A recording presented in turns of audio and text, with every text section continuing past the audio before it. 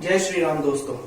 आज मैं आप लोगों को पढ़ाने वाला हूँ मेवाड़ का इतिहास, जो कि राजस्थान हिस्ट्री का काफी ज्यादा इंपॉर्टेंट टॉपिक है और इस टॉपिक के अंदर से काफी ज्यादा क्वेश्चन आपके पेपर के अंदर देखने को मिलते हैं। तो आज मैं आप लोगों को पढ़ाने वाला हूँ गुहिल वंश से लेकर राणा लाखा तक जितने भी राजा हुए, कौन से कौन राजा बना, मेवाड़ का पहला शाखा कैसे हुआ, ठीक है, ये सारी चीजें मैं आपको बताने वाला हूँ। शर्त इतनी है, इसको आपको याद करना पड़ेगा। जो फैक्ट यहाँ पे लिखवा दूँ वहां से पेपर में क्वेश्चन आएगा 100% राजस्थान के किसी भी एग्जाम में, राजस्थान हिस्ट्री में से। तो मैं बात कर रहा हूं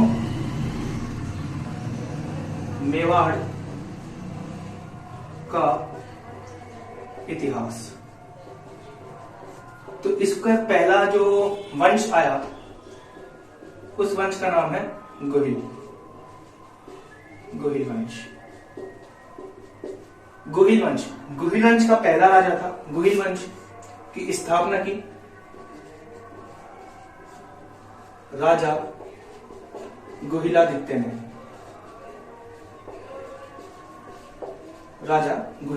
ने। गुहिल वंश कब आया, कब इसकी स्थापना हुई? सन है 566 ईस्वी, ठीक है। ऑथेंटिक किताब की 566 ईस्वी, ठीक है। ये लोग अपने आप को क्या कहते थे? ये मतलब सूर्यवंशी हिंदू थे, सूर्यवंशी हिंदू, ठीक है। अब फिर गुहिल वंश का पहला राजा कौन हुआ?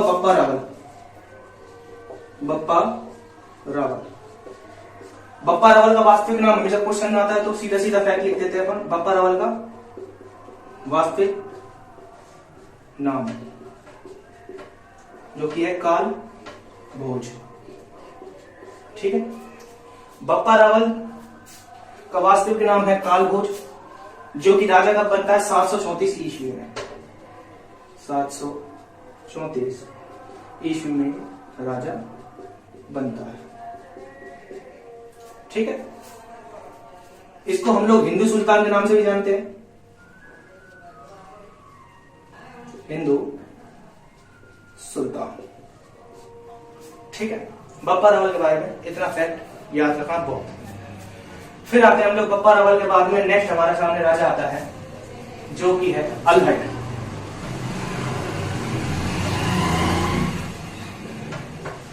बप्पा रावल के बारे में एक चीज इंपॉर्टेंट है कि मेवाड़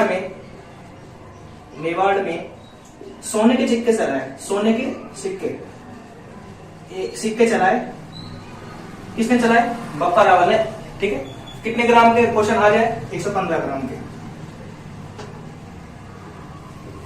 ठीक है। फिर हम बात करते हैं अल्हट की। अल्हट के बारे में आपको कुछ ज्यादा याद नहीं रखना, क्योंकि अल्हट ने ऐसा मतलब कोई काम किया नहीं था। तो अल्हट के बारे में आप याद रख सकते हो कि अल्हट ने मेवाड़ में पहली नौकरशाही का गठन किया। अल्हट के बाद में आता है हमारा नेक्स्ट राजा, जिसका नाम है जेत्र सिंह। जेत्र सिंह में भी ज्यादा आपको याद नहीं रखना। जेत्र के बारे में आपको याद रखना है लास्ट कि इसने भूताला का युद्ध लड़ा। भूताला का युद्ध लड़ा। कब लड़ा? 1234 में, ठीक है। कौन सी किताब में मिलता है हमको? उस किताब का जिक्र मिलता है हमीर मद मर्दन। ज्यादा इसके अंदर घुसना नहीं है। और सबसे बड़ी बात किसके साथ हुआ? इसका इल्तुतमिश के साथ, ठीक है। तो अपन ने यहां तक पढ़े 3 राजा। पहला मेवाड़ का गुहिल वंश के बाद हमने पढ़ा बप्पा रावल के बाद हमने पढ़ा अल्हट के बाद हमने जेत्र सिंह के बारे में पढ़ा।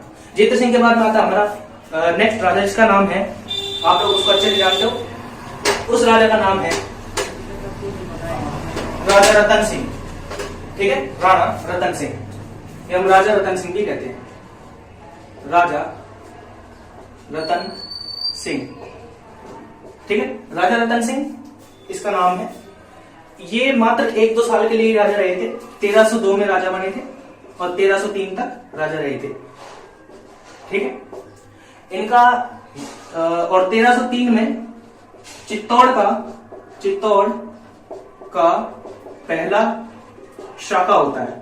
अब बहुत से लोगों को शाखा का मतलब नहीं पता। शाखा का मतलब क्या होता है? शाखा का मतलब होता है जिसमें जौहर होता है, प्लस में केसरिया होता है। केसरिया केसरिया में आप लोगों ने अक्षय कुमार की केसरी मूवी देखी होगी, जिसके अंदर वो केसरी पग पहन के लड़ाई करता है। केसरिया का मतलब यही होता है कि मैं युद्ध करने जा रहा हूँ सिर्फ मरने के लिए, मैं से जितने मरेंगे उतनों को मारूंगा, नहीं अंत जाकर अपनी आहुति दे दूंगा युद्ध के अंदर, ठीक है। इसी प्रकार अब औरतें तो लड़ाई कर नहीं सकती, तो वो जौहर करती थी, यानी कि अग्निकुंड लगाया, उसमें जो मेन रानी होती थी उसके पीछे पीछे जितनी भी दासियां जिनको जौहर करना होता था वो सारी कूद जाती थी। इसको कहते हैं लोग जौहर, इसको कहते हैं शाखा। मेवाड़ का पहला शाखा हुआ 1303 के अंदर। 1303 में मेवाड़ का पहला शाखा हुआ। जौहर किसके द्वारा? रानी पद्मिनी। और फिर केसरिया किया गया किसके लिए? राणा रतन सिंह द्वारा, रतन सिंह, ठीक है भाई साहब, हो गया ना यहाँ तक। और फिर आए, और मेवाड़ में जो युद्ध हुआ था वो युद्ध हुआ था अल्लाउद्दीन खिलजी के साथ में। अल्लाउद्दीन के साथ युद्ध हुआ। युद्ध किसके साथ हुआ? रतन वर्सेस अल्लाउद्दीन खिलजी, इनके साथ युद्ध हुआ। तो उसमें क्या है, अल्लाउद्दीन खिलजी जीत गया। और जैसे ये जीत गया तो इसने क्या करा, ये जो चित्तौड़गढ़ है, जीतने के बाद में इसको तो बेसिकली मतलब इनको रानी पद्मिनी से था, ठीक है, मतलब था, लेकिन उन्होंने जौहर कर लिया अपने आत्मसम्मान के लिए। और फिर इसने अपने जो चित्तौड़गढ़ जीता था तो इनका एक पुत्र था अल्लाउद्दीन का, जिसका नाम था खिजरा खां। खिजरा खां, इसके नाम वो किला कर दिया, इसका नाम इसने रख दिया खिजराबाद। खिजराबाद, बाद ही बाद खिजराबाद, ठीक है। तो उसने खिजराबाद उसका नाम रख दिया। तो राजा रतन सिंह हो गया। राजा रतन सिंह के बाद आता है राणा हमीर। राणा हमीर, राणा हमीर के बारे में ज्यादा कुछ याद नहीं है। इसको कहते हैं मेवाड़ का उद्धारक, ठीक है। और इसको कहते हैं विषम घाटी पंचानन, ठीक है भाई। विषम घाटी पंचानन हम इनको कहते हैं राणा हमीर को। फिर हम लास्ट में हम बात करते हैं अपना जो आज का लास्ट टॉपिक रहेगा वो अपना रहेगा राणा लाखा के बारे में। राणा लाखा की कुछ इंटरेस्टिंग स्टोरी है, थोड़ी सी आप सुनना चाहो तो। राणा लाखा राजा है, राणा लाखा, ठीक है। राणा लाखा किंग है। राणा लाखा क्या करते हैं? राणा लाखा का एक पुत्र है, ठीक है। वैसे राणा लाखा के पुत्र से पहले पहुंचने के इसकी कुछ इंपॉर्टेंट बातें याद रखो। राणा लाखा के टाइम पे पिछोला झील का निर्माण होता है। पिछोला झील, हाँ, तो हम बात कर रहे थे राणा लाखा के टाइम पे पिछोला झील का निर्माण होता है, जो कि कौन करवाता है? एक बंजारा निर्माण करवाता है इस पिछोला झील का। तो राणा लाखा, तो यहां तक की बात हो गई। अब एक था मारवाड़, ठीक है, एक था मेवाड़, एक था मारवाड़, ठीक है। मारवाड़ का राजा था चुंडा, ठीक है, मारवाड़ का राजा था चुंडा।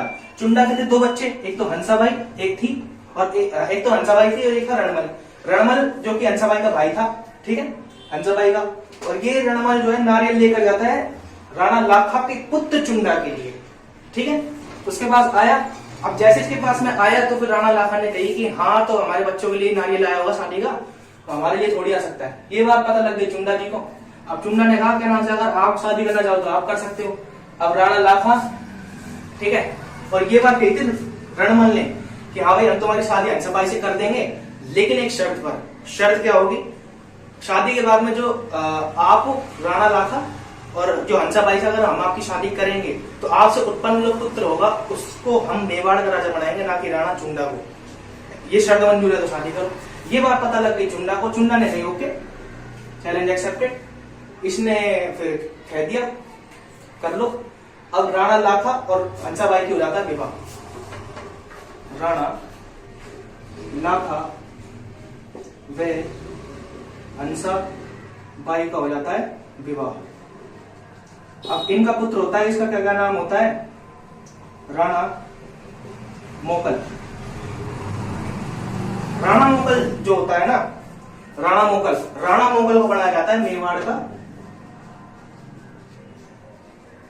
राजा। जबकि बनाना किसको चाहिए था? बड़ा तो है चुंडा, लेकिन शर्त थी राणा मोगल को बनाना पड़ेगा। तो राणा, तो ये इसको मेवाड़ का भीष्म पितामह कहा जाता है, क्योंकि इसने ली थी प्रतिज्ञा।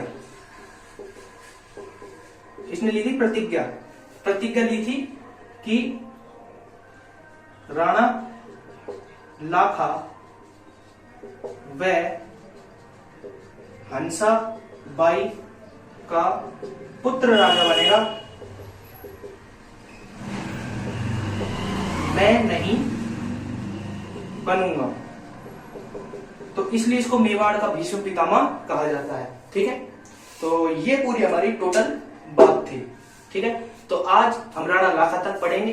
नेक्स्ट जो वीडियो का पार्ट आने वाला है वो हम पूरा का पूरा जो मेवाड़ का इतिहास है उसमें उसको मेवाड़ का इतिहास को खत्म कर देंगे। जितना इंपॉर्टेंट क्वेश्चन यहाँ से बनते थे मैंने सारे करा दिए। यहाँ से आपका क्वेश्चन बाहर नहीं जाएगा अगर आप राजस्थान के कोई भी तैयारी कर रहे हो तो। ठीक है, जब तक के लिए गुड बाय, जय श्री राम।